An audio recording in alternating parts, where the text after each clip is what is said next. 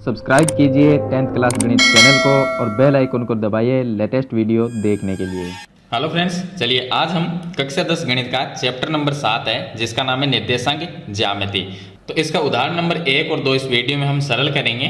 जो chapter number 7 है इसकी सभी एक्सरसाइज के जो क्वेश्चन है वो मैं बता चुका हूँ। अगर आपको वीडियो देखनी है तो डिस्क्रिप्शन में आपको इसके प्ले लिस्ट का लिंक मिल जाएगा, वहाँ पर आप देख सकते हैं। तो चलिए हम शुरू करते हैं उदाहरण नंबर 1। तो आप वीडियो को अभी का भी लाइक कर दीजिए और चैनल को सब्सक्राइब कर लीजिए ताकि ऐसी वीडियो आपको आगे भी मिलती रहे।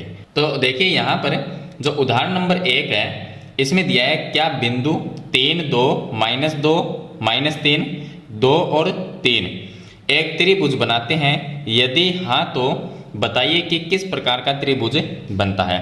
तो इन बिंदुओं से हमें ये पता लगाना है कि ये तीनों बिंदु एक त्रिभुज बनाते हैं और किस प्रकार का त्रिभुज बनाते हैं। तो चलिए हम यहाँ से कैसे ज्ञात करेंगे। देखिए सबसे पहले हम जो तीन बिंदु दिए गए हैं उनको A, B, C के रूप में मान लेते हैं। तो हमने माना कि बिंदु A है उसका मान है 3 और 2। दूसरा जो बिंदु है वो B हो जाएगा, तो B का जो मान है वो -2, -3 और जो C है उसका मान है 2 और 3। अब जो त्रिभुज है उसमें उसके बिंदु हमने मान लिए A, B और C। तो तीनों बिंदु जो है उनके बीच की हम दूरी निकाल लेते हैं। दूरी का जो फॉर्मूला है उससे हम इनके बीच की दूरी ज्ञात करेंगे। तो दूरी का जो फॉर्मूला है वो मैं लगा देता हूँ। पहले हम दूरी निकालेंगे A और B के बीच की, यानी AB। तो AB दूरी निकालेंगे। AB दूरी निकालने के लिए जो दूरी का फॉर्मूला है वो है x2 - x1 का होल स्क्वायर प्लस में y2 - y1 का होल स्क्वायर। ये है दूरी निकालने का फॉर्मूला। तो इस सूत्र से हम दूरी निकालते हैं। अब देखिए हम ये मान लेंगे कि ये x1 है, ये y1 है, ये x2 है और ये y2 है। इस तरह से इसको मान लेंगे। तो यहाँ पर ये x1 है, ये x2 है। तो x2 - x1 करेंगे तो फिर से हम लिखेंगे AB बराबर अंडर रूट में x2 का मान -2 ये लिखेंगे और उसके बाद में -x1 का मान है 3 ये लिख देंगे, इसका स्क्वायर प्लस y2 हमने इसको माना था तो ये -3 है, वो y2 का मान -y1 का मान 2 है, इसको लिख देंगे और इसका होल स्क्वायर लगा देंगे।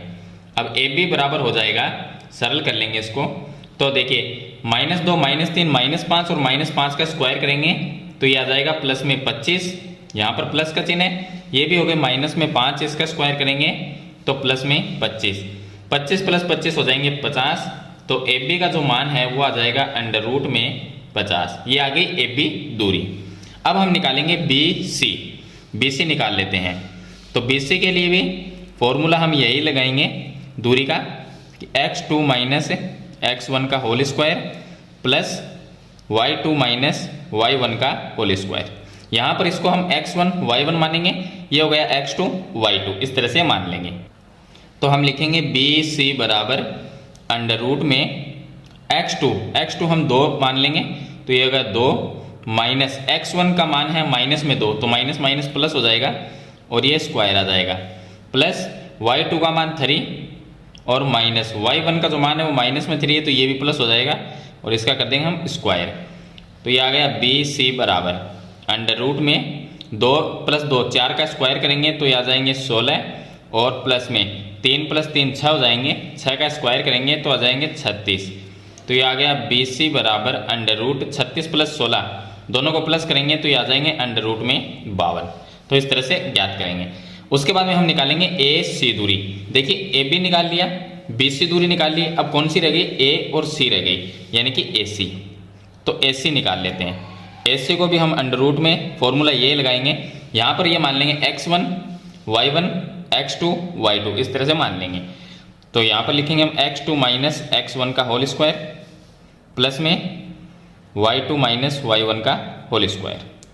ये आ गया AC बराबर अंडर रूट में x2 का मान लिखेंगे तो इसको हमने x2 माना है तो 2, x1 का मान 3 तो 2 - 3 हो जाएगा, 2 - 3 का whole square plus y2 - y1 का मान 3 है, ये -2 हो जाएगा, 3 - y1 का मान कितना है 2 तो ये लिख देंगे, इसका स्क्वायर कर देंगे। अब इसको सरल करेंगे तो ये आ गया AC बराबर अंडर रूट में यहाँ पर -1 रहेगा, इसका स्क्वायर करेंगे तो 1 आ जाएगा। यहाँ पर +1 रहेगा, उसका स्क्वायर करेंगे तो 1 आ जाएगा। तो ये AC का जो मान है वो आ जाएगा √2। अब यहाँ पर कौन सा त्रिभुज बनता है ये हमें बताना है कि त्रिभुज बनता है या नहीं। तो देखिए यहाँ पर AB का मान, BC का मान और AC का जो मान है, यहाँ पर ये देखने से पता चलता है कि जो AB और जो AC का मान है वो इसके बराबर है। कैसे है देखिए, यहाँ पर अगर हम BC का स्क्वायर करें, अगर हम करते हैं BC का स्क्वायर यानी कि पाइथागोरस प्रमेय लगाते हैं, तो BC का स्क्वायर करेंगे तो किसके बराबर होगा? दो जो अन्य दूरी है उनके स्क्वायर के बराबर होगा, तो इनके योग के बराबर होगा। तो यहाँ पर हम AB का स्क्वायर करेंगे और प्लस में यहाँ पर AC जो है इसका स्क्वायर करेंगे। अब BC का स्क्वायर कितना है? BC है √52, इसका स्क्वायर कर देंगे बराबर AB कितना है? √50 है, इसका स्क्वायर कर देंगे और प्लस में AC का मान √2 है, इसका स्क्वायर कर देते हैं।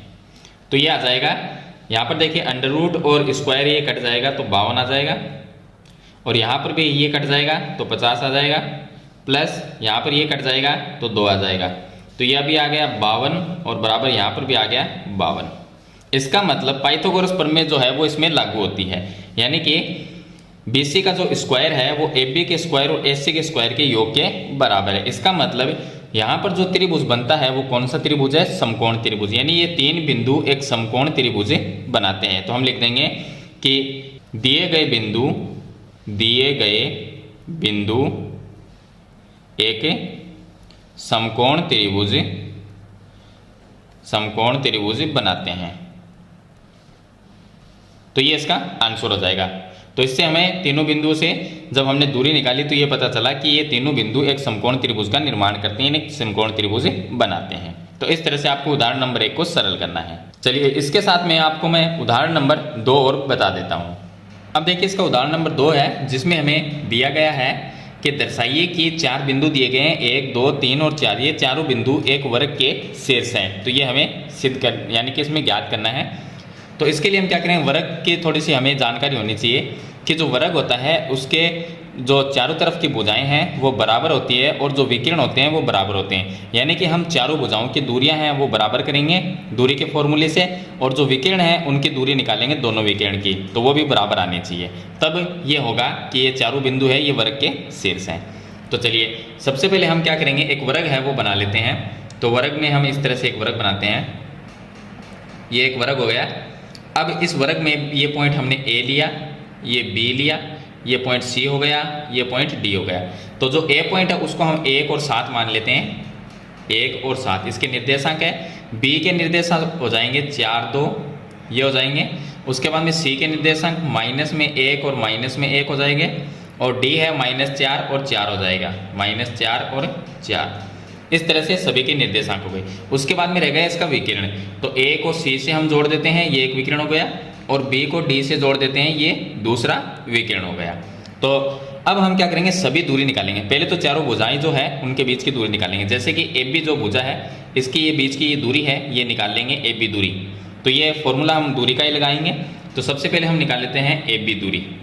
AB दूरी के लिए दूरी का फॉर्मूला जो है वो जो मैंने आपको उदाहरण नंबर 1 में बताया है वही फॉर्मूला यहाँ पर लगाना है हमें। तो ये हो जाएगा x2 - x1 का होल स्क्वायर और प्लस में y2 - y1 का होल स्क्वायर। अब AB बराबर आ जाएगा x2 y2 किसको मानेंगे हम, तो देखिए ये x1 y1 मान लेंगे, इसको x2 y2 मान लेंगे। तो ये x2 कितना होगा, x2 का जो मान है वो 4 है, तो यहाँ पर मैं 4 रख देता हूँ, माइनस x1 का मान 1 है, इसका स्क्वायर कर देते हैं, प्लस y2 का मान है 2 और माइनस y1 का मान है 7, इसका स्क्वायर कर देते हैं। अब AB जो दूरी है वो निकाल लेते हैं। तो ये आ गया अंडर रूट में 4 - 1 करेंगे 3 और 3 का स्क्वायर हो जाएगा 9, और यहाँ पर आ जाएगा प्लस, ये है माइनस में 5 रहेगा यहाँ पर, और -5 का स्क्वायर करेंगे तो आ जाएगा 25, 25 + 9 हो जाएगा 34। तो ये आ गया AB आ गया अंडर रूट में 34 यानी कि 34 आ जाएगा। इसी तरह से दूसरी हम दूरी निकालते हैं। दूसरी हम निकालेंगे B और C, ये दूरी निकाल लेते हैं। तो BC बराबर आ जाएगा अंडर रूट में x2 - x1 का होल स्क्वायर और प्लस y2 माइनस y1 का होल स्क्वायर, ये आ जाएगा। तो बी सी बराबर ये आ गया अंडर रूट में। अब x2 और x1 किसको माने, y2 y1 किसको माने, तो इसको मान लेते हैं x1 y1 है, ये x2 y2 है। तो x2 का मान -1 और माइनस x1 का मान 4, इसका कर देते हैं स्क्वायर, प्लस y2 का मान -1 और माइनस y1 का मान है 2, इसका भी हम स्क्वायर कर लेते हैं। तो बी सी बराबर आ जाएगा अंडर रूट में, देखिए -1 -4 ये हो गए -5, -5 का स्क्वायर करेंगे तो आ जाएगा प्लस में 25 और यहाँ पर आ जाएगा प्लस, ये हो गया -3 का स्क्वायर करेंगे तो 9। तो देखिए इतना ही है, 9 + 25 है, तो बी सी बराबर ये आ जाएगा अंडर रूट में 34, ये आ गया। उसके बाद में सी से डी की दूरी निकालेंगे, तो सी डी दूरी निकाल लेते हैं। सी डी बराबर 4, ये जो सूत्र है यही लगाना है, x2 माइनस x1 का होल स्क्वायर प्लस में y2 माइनस y1 का होल स्क्वायर। तो ये आ गया सी डी बराबर अंडर रूट में x2 कितना है, अब हम मान लेते हैं ये x1 है, ये y1 है, ये x2 है, ये y2 है, इस तरह से मान लेते हैं। तो x2 का मान -4, ये हो गया माइनस x1 का जो मान है वो -1 है, तो माइनस माइनस हो गया प्लस, यहाँ पर आ जाएगा 1 का स्क्वायर कर देंगे। अब प्लस y2 का मान कितना है, 4 है, ये लिख देते हैं यहाँ पर, और माइनस y1 का मान है -1, तो ये -1 है, मैं यहाँ पर लिख देता हूँ, ये +1 हो जाएगा, तो इसका स्क्वायर करते हैं।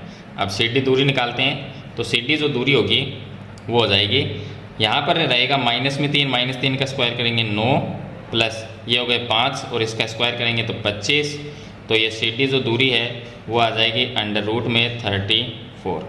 अभी तक तीनों दूरी है वो बराबर आई है, यानी तीनों भुजाएं का मान क्या है, बराबर है। इसके बाद में हम निकाल लेते हैं आगे वाली नेक्स्ट दूरी, जो ए डी हो जाएगी, या डी ए कह सकते हैं, तो ए डी निकाल लेते हैं। ए डी जो है उसमें भी सूत्र यही लगाएंगे, x2 माइनस x1 का होल स्क्वायर और प्लस y2 माइनस y1 का होल स्क्वायर। अब आ जाएगा ए डी बराबर, इसका मान लिख देते हैं, तो मान कितना होगा, x2 का मान। अब हम ये मान लेते हैं कि ये x1 y1 है, ये x2 y2 है, तो x2 का मान -4 और माइनस x1 का मान 1, ये लिख देते हैं, इसका स्क्वायर, प्लस y2 का मान 4 है, वो लिख देते हैं, माइनस y1 का मान है 7, ये लिख देते हैं, इसका स्क्वायर। तो जो ए डी है वो आ जाएगी अंडर रूट में, ये हो गया -5 का स्क्वायर करेंगे प्लस में 25 और यहाँ पर रहेगा -3, उसका स्क्वायर करेंगे तो प्लस में 9 ही आएगा। इनको प्लस करेंगे तो ये आ जाएगा अंडर रूट में 34। तो ये हमने चारों भुजाएं जो है A B, B C, C D और ए डी, ये चारों भुजाएं हम की जो दूरी है इनके बीच की वो हमने निकाल ली। तो इससे ये पता चलता है कि चारों जो भुजाएं हैं उसका मान बराबर है। यहाँ पर भी अंडर रूट 34, ये भी 34, ये भी 34 है और ये भी 34, इसका मतलब चारों भुजाएं क्या है, बराबर है। तो ये तो हमें पता चल गया। अब हम दोनों विकर्ण का मान निकालते हैं, देखेंगे कि ये बराबर है या नहीं। तो ये दूरी का सूत्र लगाना है हमें, और ए सी जो दूरी है यानी कि ये विकिरणी है, तो ए सी जो विकिरण है इसके बीच की हम ए सी दूरी निकालेंगे। तो ए सी दूरी निकालते हैं विकिरण, तो ये हो गया विकिरण। विकिरण ए सी निकालेंगे, ए सी के लिए हम लिखते हैं, सूत्र यही लिखना है x2 माइनस x1। तो मैं सीधा बता देता हूँ बिना सूत्र लिखे, इसको x1 ये हो गया y1, ये हो गया x2, ये हो गया y2। तो x2 का मान -1, वो लिख देता हूँ -1, और माइनस x1 का मान 1 है, ये लिख देता हूँ, इसका स्क्वायर कर देते हैं, और प्लस उसके बाद में y2 माइनस y1 आता है, तो ये y2 है -1 और y1 7 हो जाएगा, तो ये आ गया 7, इसका स्क्वायर कर देते हैं। तो ये ए सी बराबर आ जाएगा अंडर रूट में, ये होगा -2 का स्क्वायर करेंगे 4, और यहाँ पर हो जाएंगे माइनस में 8, -8 का स्क्वायर करेंगे तो ये आ जाएगा प्लस में 64। अब 64 प्लस 4 हो जाएंगे 68, तो ये आ गया 68, ये आ गया एसी विकिरण आ गया। अब दूसरा विकिरण रह गया बी डी, तो दूसरा विकिरण निकालते हैं हम बी डी। बी डी के लिए भी सूत्र यही लगाना है दूरी का, x2 माइनस x1 का whole square plus y2 minus y1 का होल स्क्वायर। तो फॉर्मूला जो सूत्र है वो सभी में यही लगाएगा, जब भी आपको दूरी निकालनी होती है तो दूरी का फॉर्मूला यही है।